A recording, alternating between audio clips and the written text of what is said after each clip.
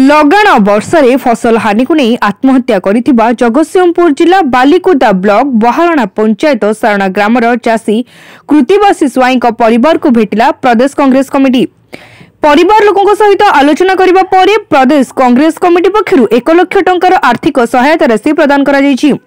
आज अपराह्न रे प्रदेश कांग्रेस कमिटी तथा स्टीयरिंग कमिटीर अध्यक्ष कटक बारवाटीर पूर्वतन विधायक मोहम्मद मुकीम, कांग्रेस विधायक दल नेता रामचंद्र काड़ाम, प्रदेश कांग्रेस कमिटी कृषक मोर्चा सभापति अमीय पट्टनायक, जिला कांग्रेस सभापति नटवर बारिक, युव नेता विप्लव चौधरी, ई नलिनी स्वाई, पूर्वतन विधायक ललाटेन्दु महापात्र प्रमुख मृतकों परिवार को भेटी समवेदना जणाइथिले। मृतकों पिलामानक बड़ हेबा पर्यंत समस्त पाठपढ़ा खर्च वहन करिवे बोली कहिसथि मुकीम। चाषी न्याय्य दाबी सहित लगाण वर्षे क्षयक्षतिर सटक आकलन करी चाषी मानक उचित क्षतिपूर्ण राशि देबा पई विधानसभा प्रश्न कराजियो बोली कमिटी पक्षरु कहा जायछि। से जो कहिथिले जे आमे सहायता देबु आज पर्यंत से दे पारले नै।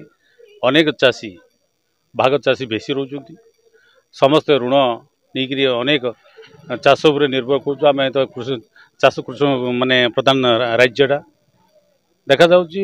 राज्य सरकार ये बाबद रेवेन्यू मिनिस्टर जो कहते भाग चाषी लोग दिज्व ना। आप देखिए ये अददिनिया वर्षारे 7-8 जन मृत्यु होती विभिन्न जिले में। आज मत ये आसी पहुँचु तेणु राज्य सरकार जदि रिलीफ कोड रे जदि कौन से असुविधा रोची संशोधन करने कथा दरकार। देखंतु केवल सहायतार कथा पड़ी नहीं, जोपरी भाव में ओडिशा रे पुनश्च कृषक को नहीं कृषि को नहीं चाषी आत्महत्या आरंभ होती एवं ए किछि दिन भितर 8 जन पाखापाखि चाषी आत्महत्या कले एवं ये आत्महत्यार कारण होची अदिनिया वर्षा, अभावी बिक्री, मंडी न खोलिबा, धान क्षेत्र में धान न उठिबा एवं या पई सरकार कौनसी पदक्षेप ग्रहण करि नाहंती ठोस। जो माने बीमा कंपनी बीमा करछंती तांकर जो क्राइटेरिया अछि सेतिर आज पर्यंत 21 लाख चाषी रु केवल 2 लाख किछि चाषी एनरोल होइछंती।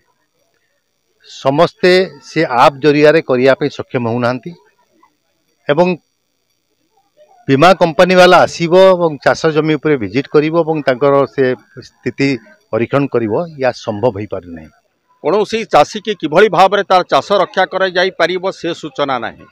एवं समस्त दुखर विषय होउची जे आत्महत्यार अभियोग आसिला परे चाषर चाषी जतबेले चाष नष्ट हो जाइछि सेही अभियोग आसिला परे आत्महत्यार अभियोग आसिला परे आमर जो जिलार दायित्व रे अछंती जहाँ बंटा जाइछि तांकर जिलार दायित्व रे उपमुख्यमंत्री कनक वर्धन सिंहदेव अछंती एवं निजे कृषि मंत्री से एपर्यंत टिके समवेदना ज्ञापन करिबा पई मृत चाषी परिवार निकट को आसी पारले नाही।